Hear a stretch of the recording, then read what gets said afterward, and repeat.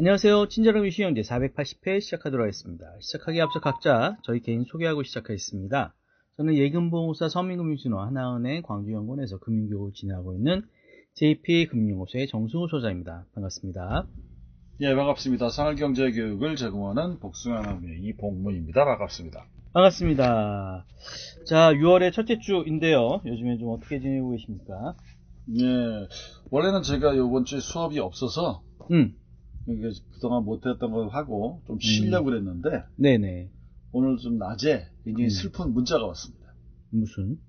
방송통신대학교 기말고사를 이번 주 토요일 날 본답니다. 새가 아하. 제기랄. 그러니까 진짜 쉬려고 했는데 쉬지를 못하네.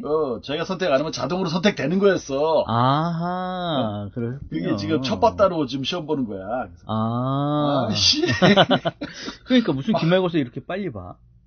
6월달이니까 좀 그렇게 되긴 하겠군요. 네, 그러니까 몇 번에 걸쳐서 보는데 그 중에서 맨 처음에 그러니까. 보는 거야. 예. 아하. 기분 잡쳤어, 이씨, 진짜. 타이밍이 또 좋을 수도 있네요. 오히려 또 쉬는 시기에 딱 했으니까. 이게 시험 봐야 되는 게 다 영어거든요. 그 영어 그거라. 영어 독서 지도사 관련된 거라서. 이것도. 지금 우리는 그거 찾잖아요. 영어 단어 찾으면서 공부해야 되잖아. 그쵸. 근데 한번 해봤어요. 영역 교재 중에 한 페이지를 사진 찍고 PDF로 만들어서 인터넷으로 이제 번역해주는 뭐 있다 그러잖아요. 그쵸. 넣어봤거든요. 돼. 되지. 돼. 그래서 그거 좀 해볼까라고 하는데 문자가 왔어. 요번 쯤이다 이러면서. 이제 공부 좀 해보려고 그러는데. 마음 먹었는데. 예전에 그렇잖아요. 책 보다가 학교 공부하다가 잠깐 쉴 때 엄마가 야 공부 안 하냐 그러면 하고 싶어. 그치, 안 하고 갑자기 싶어. 안 하고 싶지. 하려고 마음 먹었다가도. 그런 마음이지요. 알겠습니다. 사실 저는 6월달 들어와가지고 아직도 일이 바쁘기는 되게 7월 말까지 되게 바쁘기는 바쁜데 그래도 조금 좀 한가해진 틈이 있어가지고 제가 그 자립준비 청년들 그 금융교육을 진행하고 있잖아요. 그래서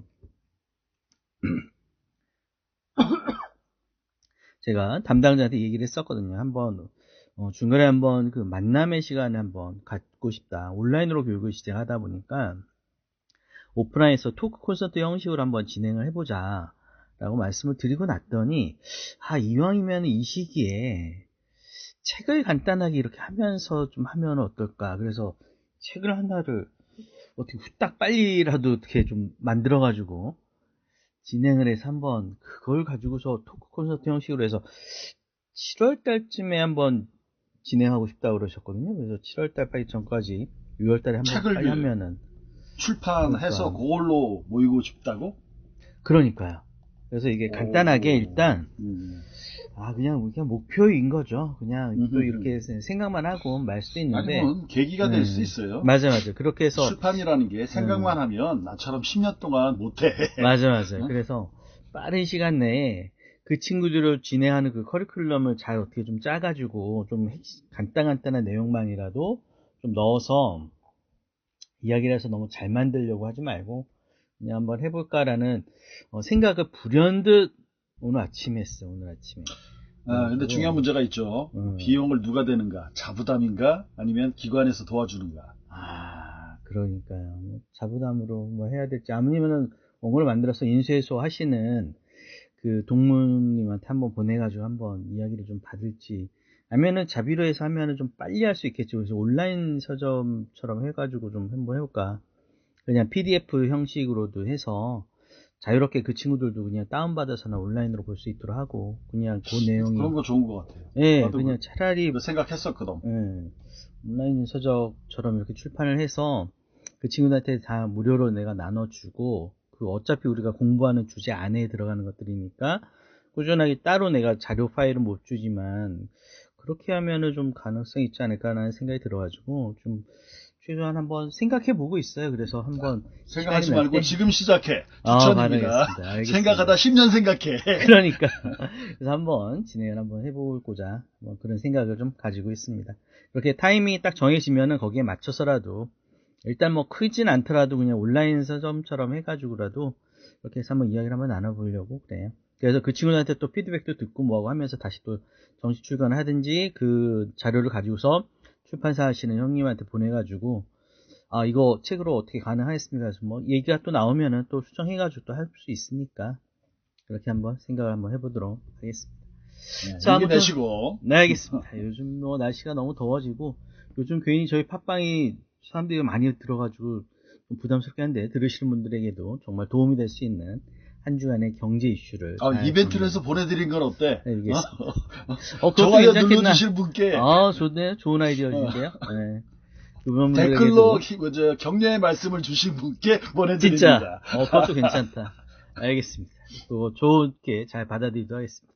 물론 많은 분들이 또 책을 이렇게 보시고 뭐하고 해서 하면은 더 좋은 거니까 저도 굳이 거기에서 뭐 돈을 받고자 하는 생각은 없으니까요.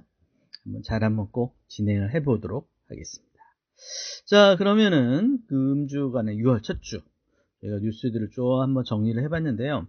일단 국내 경제적인 부분에서는 체질적 양극화에 대한 부분이 굉장히 많이 커지는 것 같아요.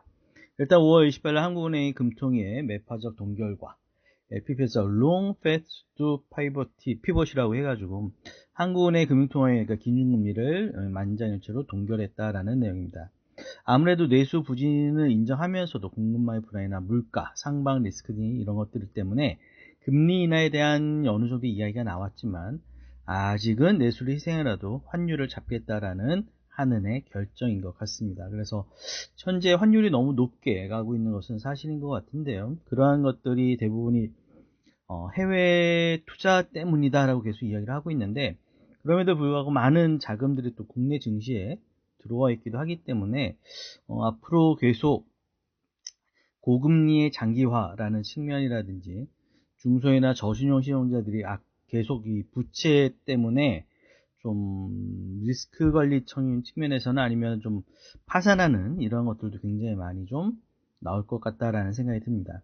그게 두 번째 사실 이슈예요. 부실 PF 사업장의 공경매 강제 집행 개시에 따른 자산시장의 손바뀜이 있는데 일단 국내 금융당국의 PF 사업장의 옥석가리가 시작이 됐다고 합니다. 그래서 전국 주요 부실 부동산 PF 사업장이 수십 곳이 다 경공매 시장으로 강제 매물로 나오기 시작했다라는 내용입니다. 그래서 헐값에 나오는 우량 부지를 매입할 수 있는 기회다라는 측면도 있고 아무래도 좀 정리가 되는 측면도 있다라는 측면을 봤을 때는 아무래도 좀 변동기가 당분간은 좀 지속되지 않을까.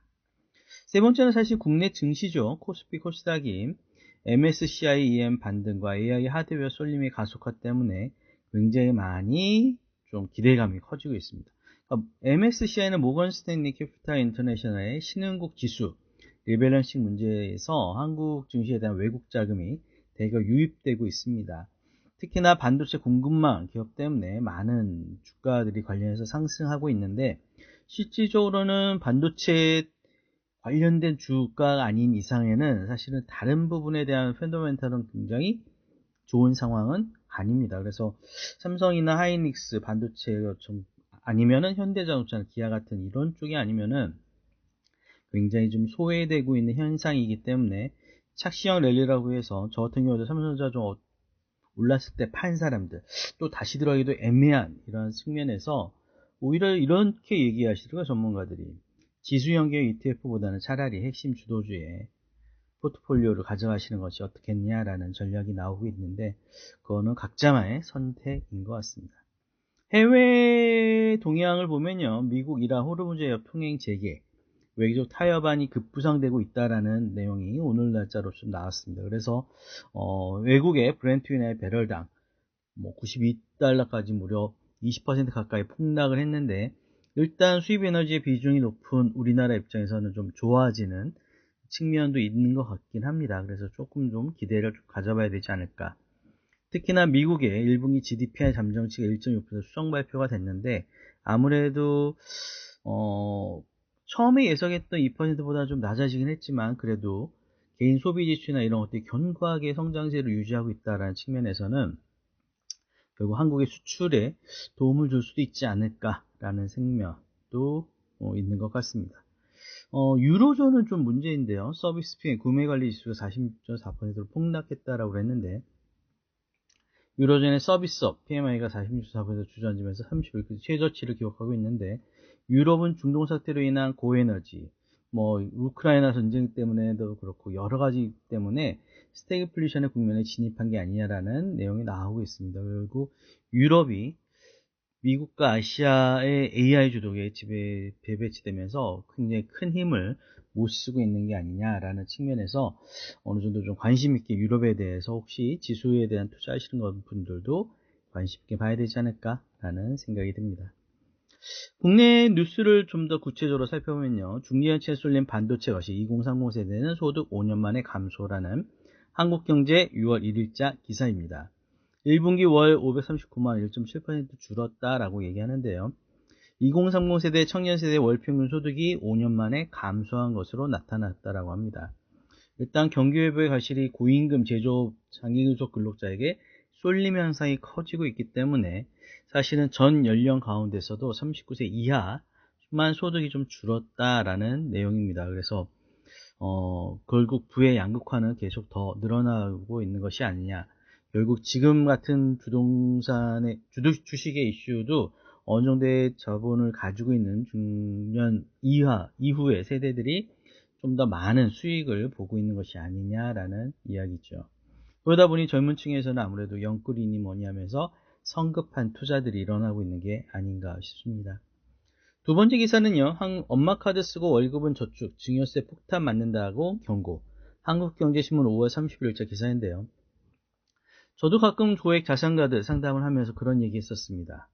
일단 부모님 카드로 쓰시고 버시는 돈은 다 저축이나 투자를 하시면은 국세청에서 과세하기는 쉽지 않을 것 같은데요 라고 말씀을 드렸었는데, 실질적으로 국세청에서 발표를 했습니다. 그렇게 하더라도 나중에 상속증여에 대한 부분에서 결국 과세를 받을 수 있다라는 측면에서 완전하게 너무 과소비하는 그러한 측면이라든지 뭔가 큰 금액을 들여서 무언가를 구매하신다든지 이런 것들은 결국 세무당국에서 그 자금 출처에 대한 부분을 확인해서 결국 증여라면 증여에 대한 무신고 가산세까지 때려가지고 엄청난 세금을 맞을 수 있다라는 경고가 나오고 있다라고 합니다. 그런 만큼 아무래도 그러한 생활비 부분이라든지 이렇게 좀 완전하게 그렇게 하기에는 쉽지는 않을 것 같습니다. 그래서 좀 주의 깊게 좀 살펴봐야 되지 않을까.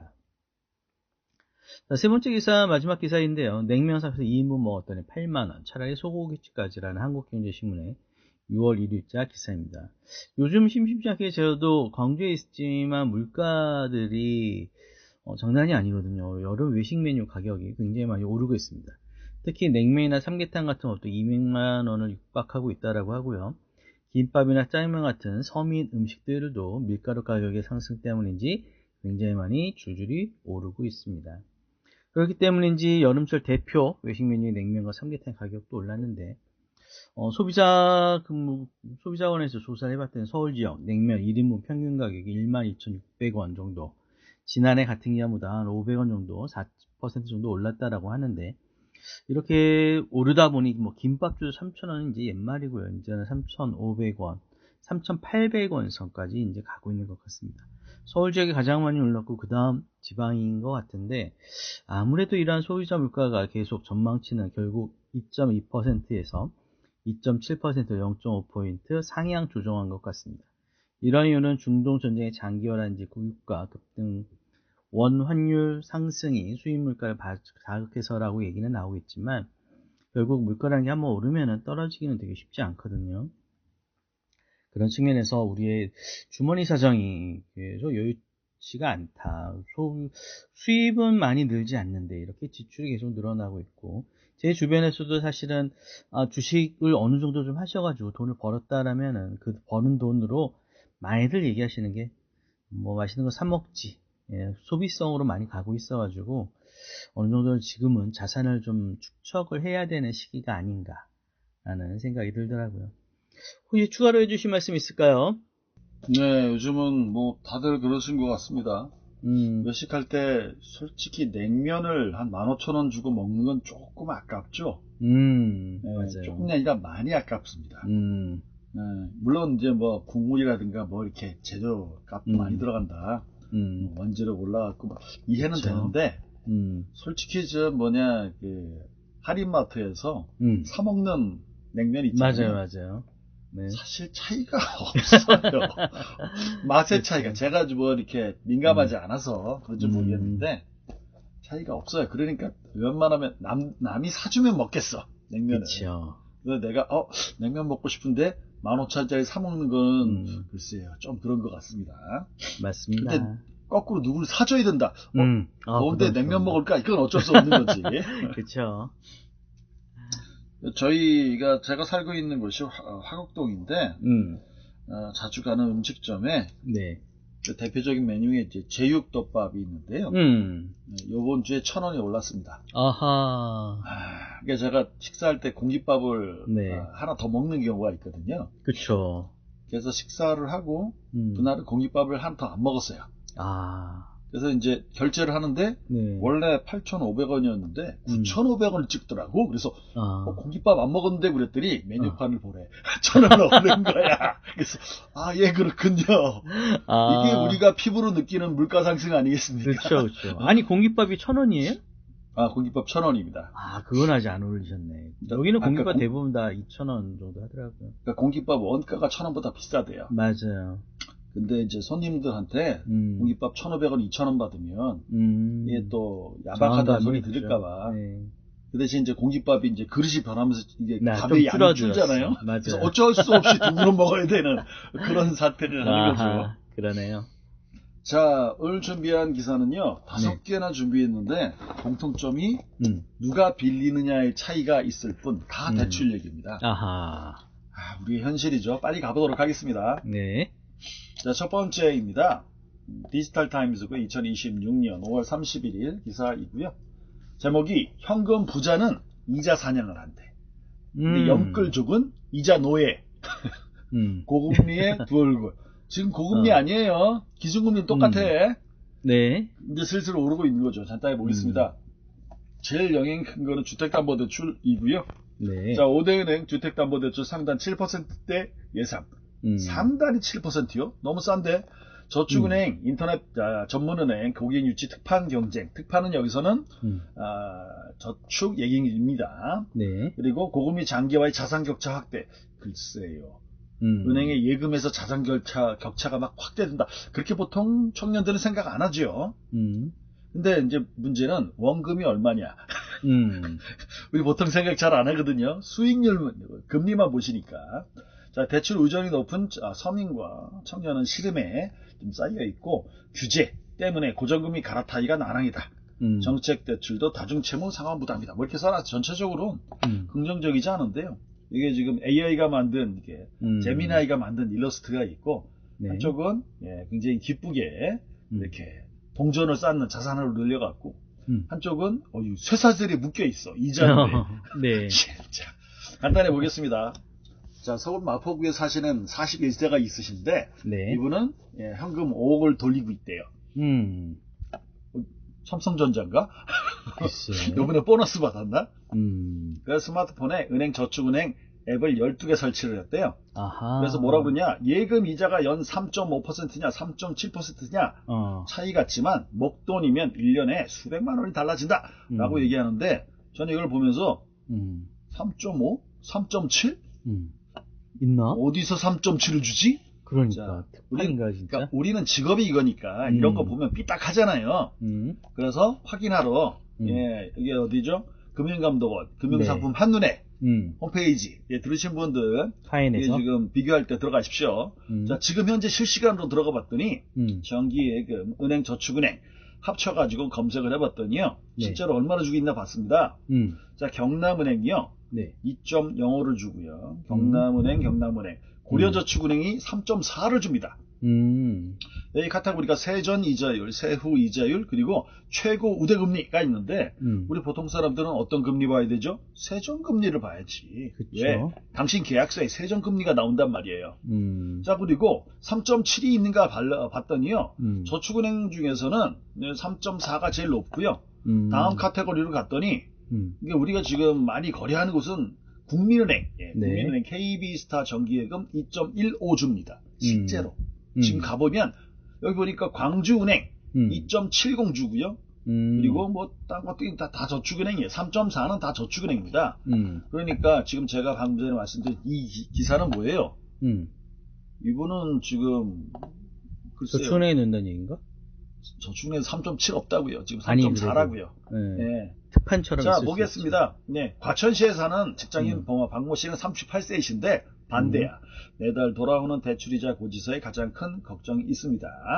자, 집값 급등 시 2021년에 내 집 마련이 나서가지고 주택담보대출, 신용대출 등 총 6억 원의 빚을 떠안았기 때문이다.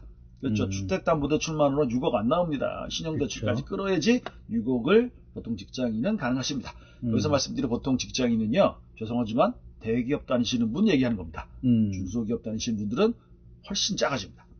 자, 금리 상승으로 월 원리금 상환액은 170만 원에서 260만 원 수준으로 늘었다. 이건 난리죠.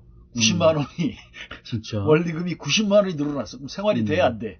못할 것 같은데. 안 된다고. 그렇죠. 다른 건 다 줄이더라도 우리 38세 정도면 애들이 10대 일 가능성이 높죠. 그죠. 중학교 정도 다닐 가능성이 높은데 애 학원 2개 지금 뭐 줄여야겠는데 이런 식으로 얘기하면 또 이게 싸움 나잖아요. 90만 원을 도대체 어디서 뺄 거냐. 자, 그래서 최근에는 외식과 여가비를 줄이는 것으로 자녀 학원도 줄였다. 우리나라에서 보통 가정에서는요. 학원 줄이기 웬만큼 어려워서는 학원비 줄입니까? 안 줄입니까? 안 줄이죠. 그게 맨 마지막에 줄이는 겁니다. 보겠습니다. 현금 부자는 금리를 사냥하고 있고 영끌 쪽은 버티기를 하고 있대요. 또 그냥 다음으로 내려가겠습니다. 소상공인이 영향이 더 많습니다. 소상공인 직격탄, 이자 내기도 버겁다. 그래서 지금 전번에 녹음할 때 말씀드린 상록수 이런 거 있잖아요. 네. 굉장히 제가 어디죠? 양평. 자, 우리 서울에 당산동 옆에 양평이라고 있습니다. 네. 거기 말고 저 팔당댐 지나서 양평이라고 있거든요. 제가 거기를 갔다 왔다는 거 아닙니까? 거기에 지역 자월센터를 갔다 왔습니다. 거기서 이제 그 강의를 하고 마친 다음에 좀 보통 그러거든요. 제가 요 수업 끝나고 나서 한동안 있을 테니까 개인적인 질문은 따로 하셔서 좋습니다라고 말씀 보통 드리는데 그 중에 이제 연배가 지긋하신 아저씨하고 이제 할아버지하고 사이 정도 되시는 분이 오셨어요. 네.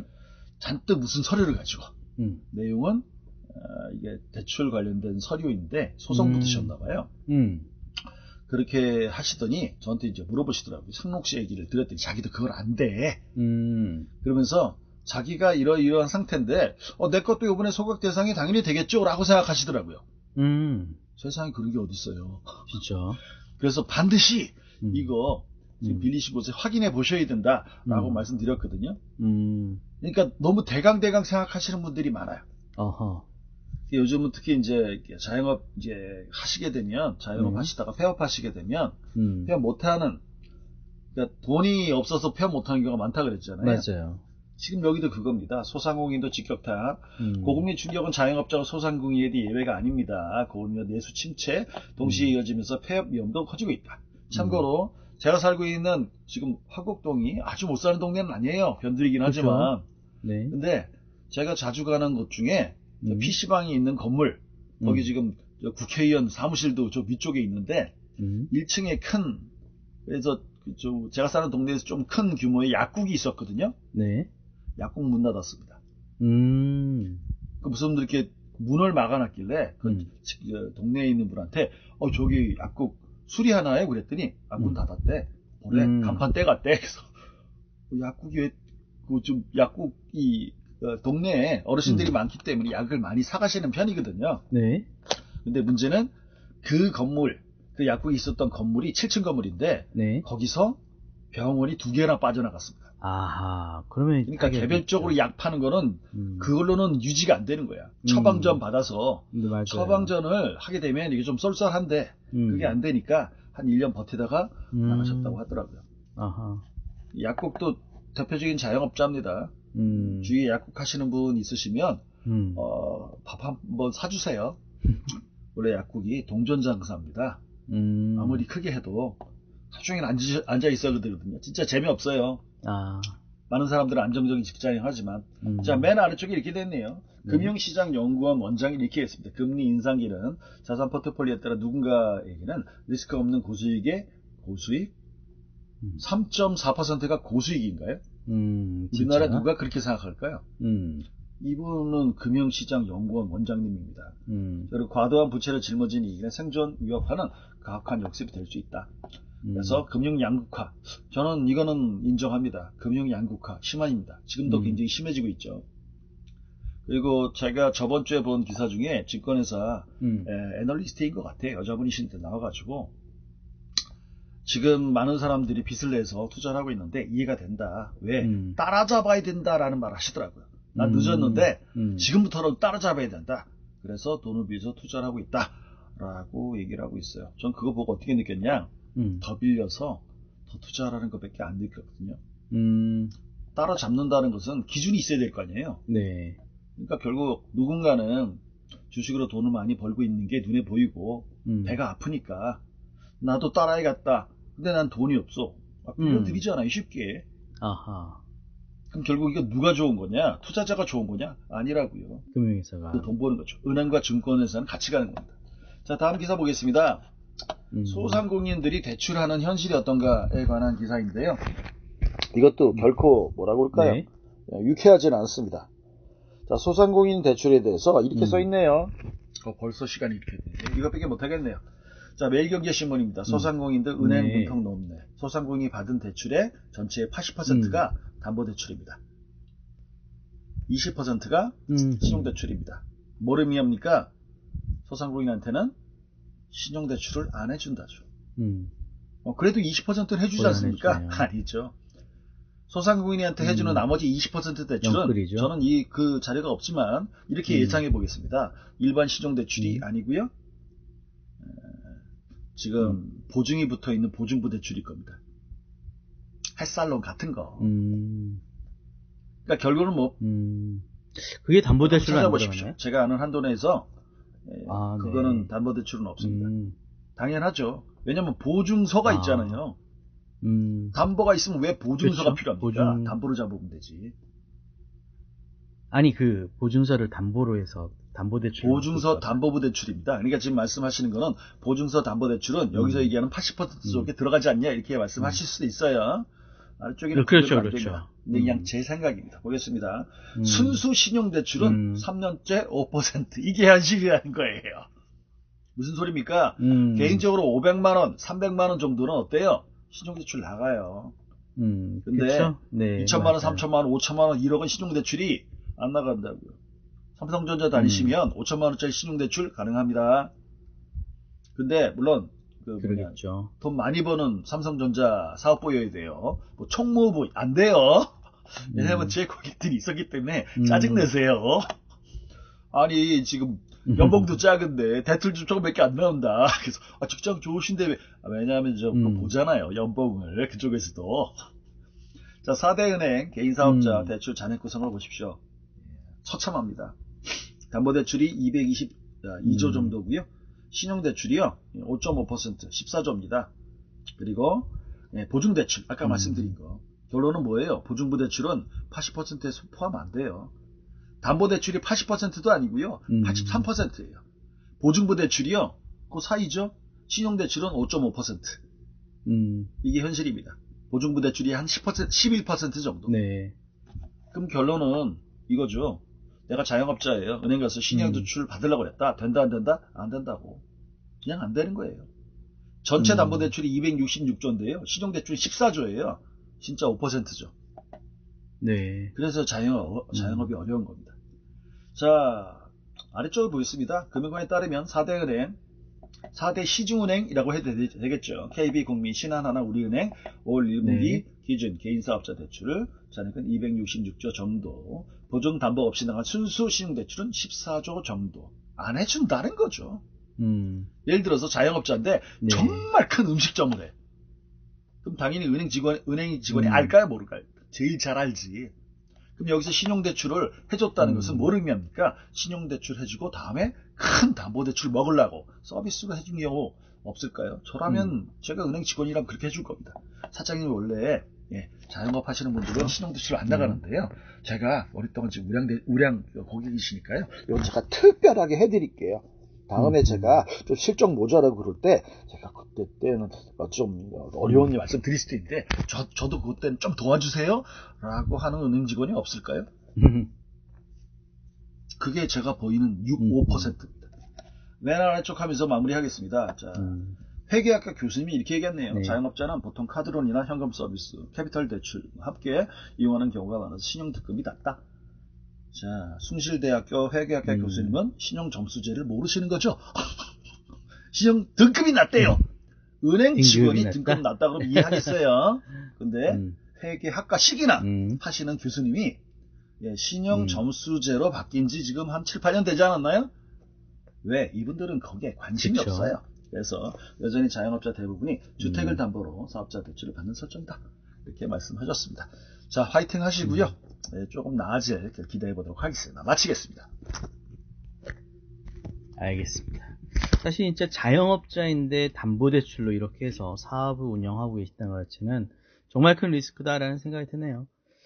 아무튼 좋은 얘기들을 전해드리지 못하는 시점인데, 그렇다고 뭐 우리 주가나 뭐나 이런 것들은 좀 별빛을 가고 있으니 이게 또 어디까지 9천 간다며 9천. 희망차. 그러니까 만을 간다는 얘기까지도 나오는데 뭐 8,800까지 가서 찍었잖아요. 뭐.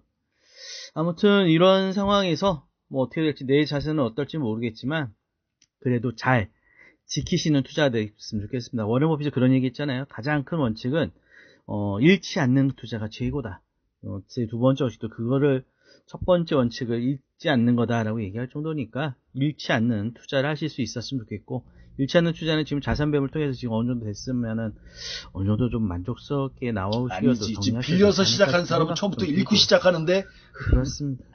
아무튼 뭐 잘 판단하셔가지고 투자에 대한 부분은 본인의 책임에서 이루어지는 거였고요. 나중에 혹시라도 뭐 있다 하더라도 절대 누군가를 탓해서는 안 되겠죠.